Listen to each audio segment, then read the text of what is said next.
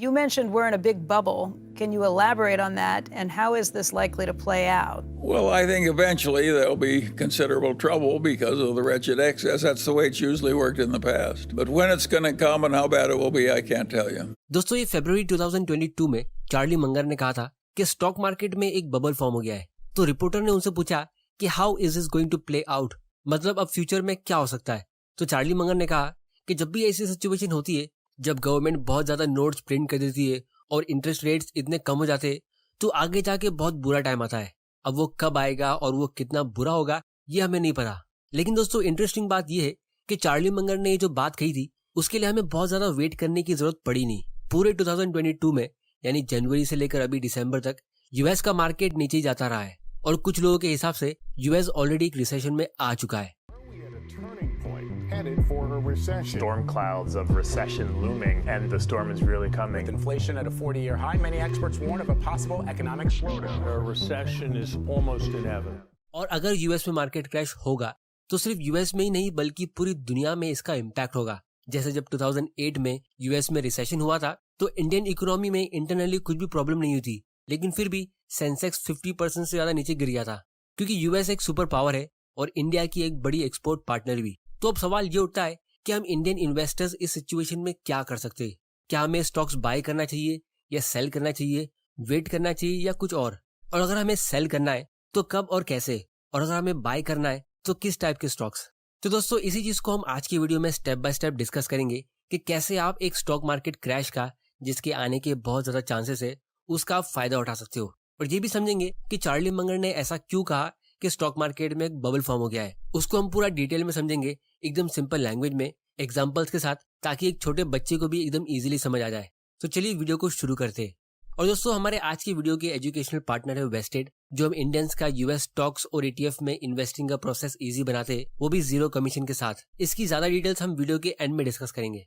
तो सबसे पहले हम ये समझते हैं कि ये रिसेशन एक्चुअली में होता क्या है और ये बार बार आते क्यों रहते हैं। अब दोस्तों ये एक बहुत ही बेसिक क्वेश्चन है, लेकिन इसे अच्छे से समझना बहुत जरूरी है क्योंकि जब 2008 में रिसेशन आया था और ये 2009 के मार्च में सेंसेक्स बिल्कुल अपने बॉटम पे था तो वो अपने प्रीवियस हाई से 56% नीचे था। मतलब इमेजिन करो कि किसी बिगिनर ने मार्केट को ऊपर जाता हुआ देख के ये दिसंबर 2007 के पीक पे 1 लाख रुपए इन्वेस्ट किया और देखते ही देखते मार्केट क्रैश आ गया और उसके 1 लाख रुपए का पोर्टफोलियो सिर्फ 44,000 रुपीज का रह जाता है। तो उस इन्वेस्टर को कैसा फील होगा, उसके पेन को आप इमेजिन भी नहीं कर सकते। तो अब सवाल ये उठता है कि उस 1-2 साल के पीरियड में ऐसा हुआ क्या था जिसकी वजह से सारे इन्वेस्टर्स की वेल्थ आधी हो जाती है। तो दोस्तों इसका आंसर ये है कि रिसेशन यूजुअली स्टार्ट किसी जेन्युइन वजह से होता है। जैसे 2000 में इंटरनेट कंपनीज का वैल्यूएशन ज्यादा हो गया था या 2008 में यूएस के रियल एस्टेट का वैल्यूएशन ज्यादा हो गया था, लेकिन फिर बाद में ये हमारी वजह से एकदम एक्सट्रीम हो जाता है। इसके लिए मैं आपको एक स्टोरी सुनाता हूँ। इमेजिन करिए 5 दोस्त है, पांचों का इमोशनल IQ अलग अलग है। मतलब सनी सबसे ज्यादा इमोशनली वीक है, वो कभी बहुत ज्यादा डरता है तो कभी बहुत ज्यादा एक्साइटेड हो जाता है। फिर दूसरा फ्रेंड है मॉन्टी, वो भी इमोशनली वीक है लेकिन सनी से थोड़ा कम। फिर तीसरा फ्रेंड थोड़ा इमोशनली स्ट्रांग है, चौथा फ्रेंड और भी स्ट्रांग है, और इसी तरह रॉकी जो 5वां फ्रेंड है वो सबसे ज्यादा इमोशनली स्ट्रांग है, जो अपने इमोशंस को अच्छे से कंट्रोल कर सकता है।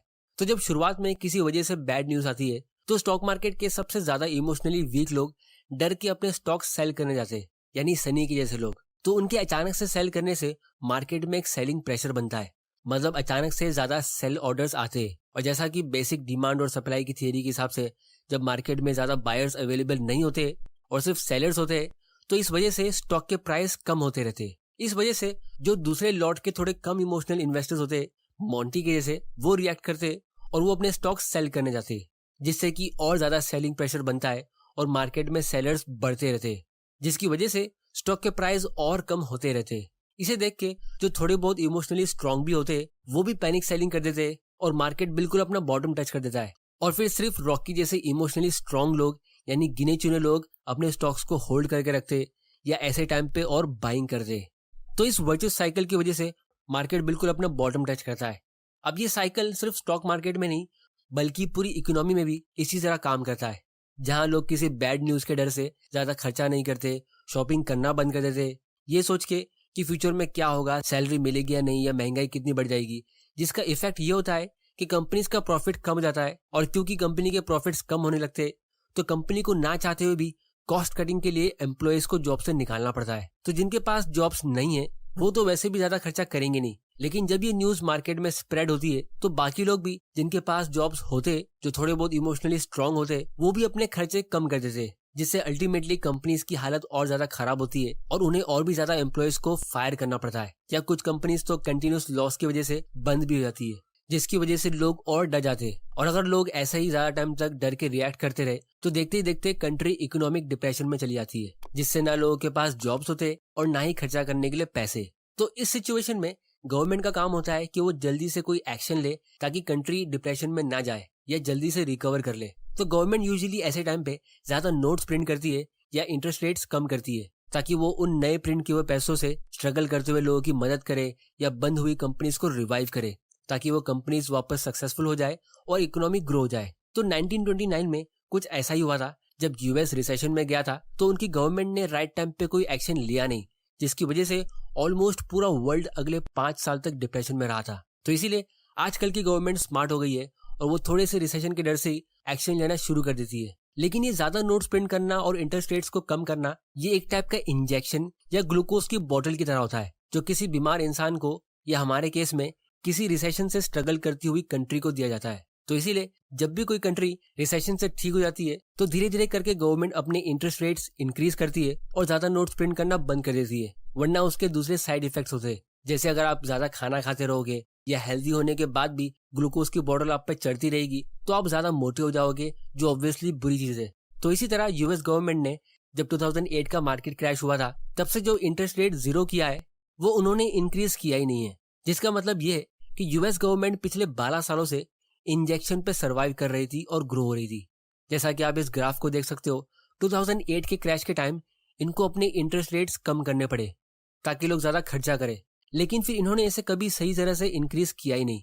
तो इसी को चार्ली मंगर रेचेट एक्सेस कह रहे थे, यानी यूएस गवर्नमेंट आग से खेल रही है और काफी टाइम से। तो अब सवाल ये उठता है कि यूएस ने अपने इंटरेस्ट रेट्स वापस बढ़ाए क्यों नहीं? तो इसका आंसर है कि सेंट्रल बैंक्स हमेशा लॉन्ग टर्म सोचती है, जो मोस्ट ऑफ द टाइम सही होता है, क्योंकि उससे सही तरह से कंट्री और जीडीपी ग्रो होती है। लेकिन उनके उन फैसलों से कभी कभी शॉर्ट टर्म में इकोनॉमी ग्रो नहीं हो पाती है। और दूसरी तरफ पॉलिटिशियंस यूजुअली शॉर्ट टर्म सोचते हैं और इनके पास भी कुछ पावर्स होते हैं, तो वो अपने आने वाले इलेक्शन के फायदे के लिए एक्सपांशनरी और हाई ग्रोथ वाली पॉलिसीज यूज करते हैं, यानी कंट्री पे इंजेक्शन और ग्लूकोज की बोतल चढ़ाते, जिससे लोगों को लगता है कि कंट्री ग्रो हो रही है और पॉलिटिशियंस को वोट मिल जाते हैं, लेकिन फिर उसका लॉन्ग टर्म में एक साइड इफेक्ट निकलता है। तो इसीलिए सबसे पहली चीज हमारे लिए ये समझना जरूरी है कि ये रिसेशन और मार्केट क्रैश आते रहेंगे, क्योंकि पॉलिटिशियंस और सेंट्रल बैंक्स के बीच हमेशा फाइट होती रहेगी और इसीलिए हमें हमेशा मेंटली, फाइनेंशियली और इमोशनली प्रिपेयर्ड रहना चाहिए, क्योंकि ये हमारे इस इकोनॉमिक सिस्टम का एक हिस्सा है। तो दोस्तों, अब सवाल ये उठता है कि हमें करना क्या चाहिए? तो इसका आंसर ये है कि आप में से ज्यादातर लोग अभी यंग होंगे, अपनी 20s और 30s में, तो मोस्ट प्रोबेबली आप अभी सेविंग्स कर रहे होगे और आपके पास काफी साल है अपने करियर को कंप्लीट करने के लिए और रिटायर होने के लिए। तो बेसिकली आप अभी अपने वेल्थ बिल्डिंग के फेज में होगे। तो अगर आपने अपने लिए इमरजेंसी फंड क्रिएट कर रखा है तो मार्केट क्रैश को देख के या मार्केट करेक्शन की खबर सुन के आपको एक्चुअली में खुश होना चाहिए, क्योंकि अभी आप अपने बाइंग स्टेज पे हो और हम सबको पता है कि हमें लो प्राइस पे स्टॉक्स को बाय करना चाहिए और हाई प्राइस पे सेल करना चाहिए। तो जब आप रिटायर हो जाओगे या अच्छा खासा अमाउंट इन्वेस्ट कर दोगे, तब अगर आपको मार्केट क्रैश की खबर सुन के टेंशन होती है तो हमें उसका लॉजिक समझ में आता है कि आप उस टाइम पे मार्केट क्रैश का फायदा नहीं उठा सकते। लेकिन अभी अगर आप अपनी 20s या 30s में हो और आपको मार्केट क्रैश की न्यूज सुनने मिलती है तो ये एक हिसाब से आपके लिए गुड न्यूज होनी चाहिए, क्योंकि ये एक सेल है जहां पे आप भरपूर शॉपिंग कर सकते हो। और अगर आप अभी अपनी 20s या 30s में स्मार्टली इन्वेस्ट करते हो और अच्छे क्वालिटी के स्टॉक्स में या इंडेक्स फंड में इन्वेस्ट करते हो, तो पावर ऑफ कंपाउंडिंग की वजह से आप अपने रिटायरमेंट से काफी साल पहले ही, यानी अपनी 40s में ही, एक अच्छा डिविडेंड इनकम का पोर्टफोलियो बना सकते हो, जिससे फिर आपको मार्केट के उतार चढ़ाव से इतनी टेंशन होगी नहीं, क्योंकि फिर आपको बिना स्टॉक्स को सेल किए पैसिव इनकम मिलती रहेगी। मतलब आपको मार्केट क्रैश को लेके ना अभी टेंशन लेने की जरूरत है और ना ही रिटायर होने के बाद टेंशन लेने की जरूरत होगी। तो दोस्तों, अब हम इस वीडियो के सबसे इंपॉर्टेंट पार्ट की तरफ आते हैं। हम स्टेप बाय स्टेप जानेंगे कि आप किस तरह नेक्स्ट मार्केट क्रैश का फायदा उठा सकते हो। तो सबसे पहला स्टेप है stay updated with the news. अब ये स्टेप मेरे जैसे लोगों के लिए जो बिल्कुल भी न्यूज को फॉलो नहीं करते, क्योंकि 2020 से, यानी जब से लॉकडाउन लगा था, तब से मैंने सारे सोशल मीडिया प्लेटफॉर्म्स और न्यूज चैनल को फॉलो करना बंद कर दिया था। लेकिन अब कुछ महीनों के लिए मैं थोड़ी बहुत न्यूज रीड करना चालू करूंगा, क्योंकि अब इंटरेस्टिंग टाइम शुरू होने वाला है। फिर स्टेप 2 है बिल्ड अ स्ट्रेटेजी, क्योंकि कोई भी जनरल मैदान की जंग में जाके स्ट्रेटेजी बिल्ड नहीं करता है। स्ट्रेटेजी हमेशा पहले ही बना दी जाती है, क्योंकि अगर आप कोई भी फैसला जल्दी जल्दी में लेते हो या इमोशंस के बेसिस पर लेते हो तो चांसेस है कि आप उसमें गड़बड़ करोगे ही। जैसे अगर आपने 2020 में कोरोना के टाइम पे प्रिपरेशन नहीं की थी तो ऑब्वियसली आपको बहुत परेशानी हुई होगी और आपने कोई भी फैसला इतना ध्यान से सोच के नहीं लिया होगा। तो अभी इंडिया में मार्केट क्रैश बिल्कुल नहीं है, इतनी ज्यादा बैड न्यूज का माहौल नहीं है, लोग इमोशनली अच्छे स्टेट में। तो आप अभी स्ट्रेटेजी बना के रखो कि आपको मैक्सिमम कितना इमरजेंसी फंड लगेगा और कौन से एक्स्ट्रा फंड्स लगेंगे, और ये भी डिसाइड करके रखो कि आप कौन से टाइप के स्टॉक्स में इन्वेस्ट करोगे, जिसकी बेसिकली आपको एक वॉच लिस्ट बनानी है कि आप कौन से स्टॉक्स बाय करोगे और कितने प्राइस लेवल पे। क्योंकि जब भी अमेजॉन, फ्लिपकार्ट या मिंत्रा पे कोई बड़ा सेल आने वाला होता है तो आपने देखा होगा कि लोग एक वॉच लिस्ट तैयार करके रखते हैं, और ये ई कॉमर्स कंपनीज भी इसी चीज के लिए एनकरेज करती है, क्योंकि अच्छे आइटम्स जल्दी आउट ऑफ स्टॉक होते हैं। उसी तरह जो हाई क्वालिटी स्टॉक्स होते हैं वो भी बहुत थोड़े टाइम के लिए, मतलब गिने चुने दिनों के लिए नीचे जाते हैं और फिर जल्दी से उनका प्राइस रिकवर हो जाता है मार्केट क्रैश के बीच ही। तो इस तैयारी को अच्छे से कैसे करना है इसकी ज्यादा डिटेल्स हम आने वाले वीडियोस में डिस्कस करेंगे, लेकिन आपको एक आइडिया मिल गया होगा कि आपको स्टॉक्स के नेम और उनके एस्टिमेटेड बाय प्राइस को रेडी रखना है ताकि सही मौके पे आप चौका मारोगे। फिर तीसरा और सबसे गोल्डन स्टेप है कि अगर आपको पता है कि मार्केट के उतार चढ़ाव को आप हैंडल नहीं कर पाओगे और जब एक्चुअल स्टॉक मार्केट क्रैश आएगा तो आप बाइंग नहीं कर पाओगे, तो आप SIP सेट कर सकते हो। क्योंकि जैसा हम सबको पता है कि इन्वेस्ट करने के लिए हमारे पास दो रास्ते होते हैं, एक होता है लमसम जहाँ पे आप एक साथ बड़ा अमाउंट इन्वेस्ट करते हो, और दूसरा होता है SIP। अब जिन लोगों को SIP और उसके एक बड़े एडवांटेज के बारे में नहीं पता, तो ये एक ऐसा ऑप्शन होता है जहां आपको मैन्युअली सिर्फ एक बार SIP सेटअप करनी होती है कि आपको कितना अमाउंट और कहाँ इन्वेस्ट करना है, और फिर बाकी काम ऑटोमेटिकली हो जाता है। अब दोस्तों दूर से भले ही ये ऑप्शन में हमें ऐसा लगता है कि आप इससे स्टॉक मार्केट क्रैश का कोई खास फायदा उठा नहीं रहे हो, यहाँ पे ना आप कोई मार्केट टाइमिंग कर रहे हो, ना ही आप लोएस्ट पॉइंट पे जाके स्टॉक्स को बाय कर रहे हो, लेकिन एक्चुअली में आप ऐसा कर रहे हो। आप SIP से भी मार्केट क्रैश का फायदा उठा लेते हो और राइट टाइम पे ज्यादा स्टॉक्स बाय कर लेते हो।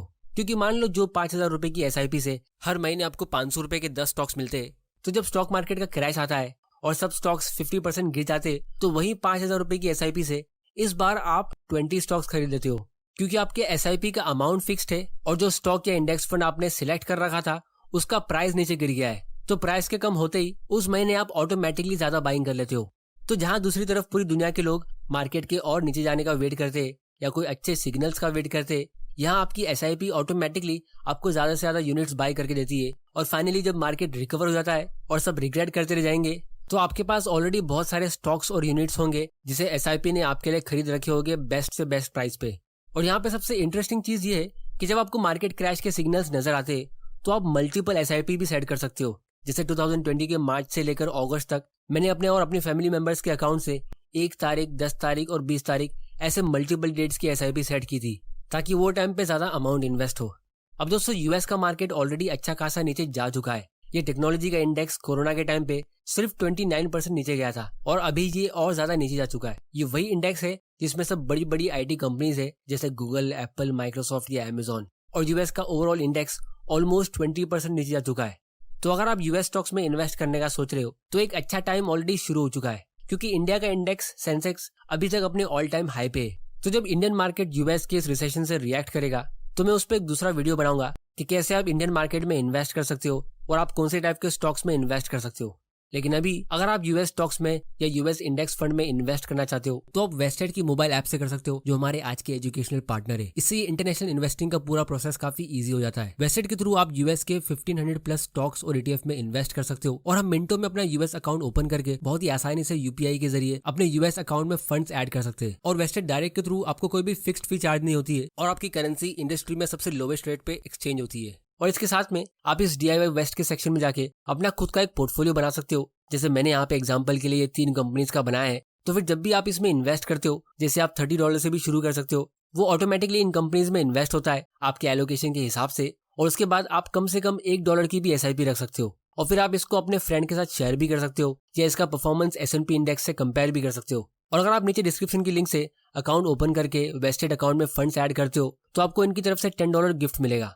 तो दोस्तों फाइनली मैं सिर्फ इतना ही कहूंगा कि जितने भी सक्सेसफुल इन्वेस्टर्स की वेल्थ को हम बुल मार्केट के टाइम पे या अच्छे मार्केट के टाइम पे देखते कि उन्होंने इतने 1000 करोड़ स्टॉक मार्केट से कमाए और उनका पोर्टफोलियो इतना ग्रो हो गया, तो वो एक्चुअली में उन्होंने बुल मार्केट में नहीं कमाए होते। सभी स्मार्ट इन्वेस्टर्स और लेजेंडरी इन्वेस्टर्स हमेशा बैड मार्केट कंडीशन में ही इन्वेस्ट करते। वो वही टाइम पे अपने सबसे इंपॉर्टेंट फैसले लेते और एक्चुअल मेहनत और कमाई उनकी तभी हो जाती है जब वो कोई बढ़िया कंपनी एकदम सस्ते प्राइस पे अच्छी क्वांटिटी में बाय कर लेते। बस उनकी सक्सेस का पता हमें बुल मार्केट में चलता है, लेकिन एक्चुअल काम तो मार्केट क्रैश में ही हो गया था। जैसे राकेश झुनझुनवाला जी ने जब 2003 में टाइटन कंपनी में इन्वेस्ट किया था, तब इंडियन मार्केट 3 साल से कंटिन्यूसली डाउन था और वॉरेन बफे ने भी अपने सारे बड़े इन्वेस्टमेंट्स मार्केट क्रैश में ही किए। तो इसीलिए ये रिसेशन और मार्केट करेक्शन से हमें डरना नहीं है, हमें बस पूरी तैयारी करके रखना है। जिसके लिए आप इस चैनल को सब्सक्राइब करना मत भूल जाना, ताकि मैं आपके लिए ऐसे educational videos time to time लाता रहूंगा और आपको मेंटली प्रिपेयर कर दूंगा। तो दोस्तों आज की वीडियो में इतना ही। उम्मीद है आपको इस वीडियो से कुछ ना कुछ सीखने जरूर मिला होगा। तो चैनल को सब्सक्राइब करके बेल नोटिफिकेशन जरूर दबाना और आप लोग मुझे नीचे कमेंट करके बताओ कि आप लोगों को क्या लगता है, क्या 2023 में मार्केट क्रैश आएगा। और आप लोग ये भी बताओ कि मैं कौन सी टॉपिक पे अपना अगला वीडियो बनाऊं। वेस्टेड की मोबाइल ऐप की लिंक नीचे डिस्क्रिप्शन में। वीडियो पसंद आया तो इसे लाइक करो, नहीं पसंद आया तो डिसलाइक करो। आपका वैल्यूएबल टाइम देने के लिए thank you and good bye.